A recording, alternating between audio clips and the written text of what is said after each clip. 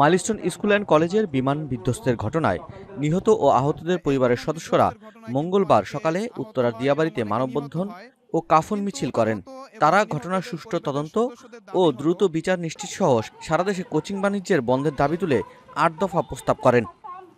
মানববন্ধনে অভিভাবকরা অভিযোগ করেন, দুর্ঘটনার পর থেকে স্কুল কর্তৃপক্ষ তাদের সঙ্গে যোগাযোগ করেনি, বরং ২০ দিন পর তাদের ডেকে স্কুলের পক্ষ থেকে স্বাক্ষর নিতে চাওয়া হয়।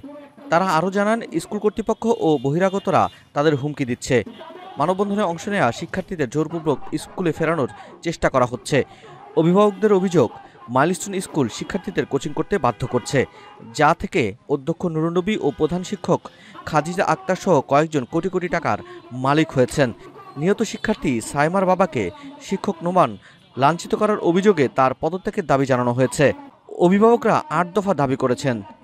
দাবিগুলোর মধ্যে হলো দুর্ঘটনায় সুষ্ঠু তদন্ত ও বিচার নিশ্চিত করা, দেশের সব শিক্ষা প্রতিষ্ঠানে কোচিং বাণিজ্য বন্ধ করা, সরকারের পক্ষ থেকে নিহত ও আহতদের পরিবারকে যথাক্রমে ১ কোটি টাকা ক্ষতিপূরণ দেওয়া, স্কুল কর্তৃপক্ষকে নিহতদের পরিবারকে ২ কোটি টাকা ও আহতদের ১ কোটি টাকা ক্ষতিপূরণ দিতে বাধ্য করা, রানওয়ে থেকে শিক্ষা প্রতিষ্ঠান সরানো বা রানওয়ে হস্তান্তর করা, অভিযুক্ত প্রধান শিক্ষক খাদিজা আক্তারকে ৭২ ঘন্টার মধ্যে অপসারণ করা, স্কুলের সিসিটিভি ক্যামেরার ফুটেজ উন্মুক্ত করা, বিমান বাহিনীর প্রশিক্ষণ জনবসতিহীন স্থানে নেয়া।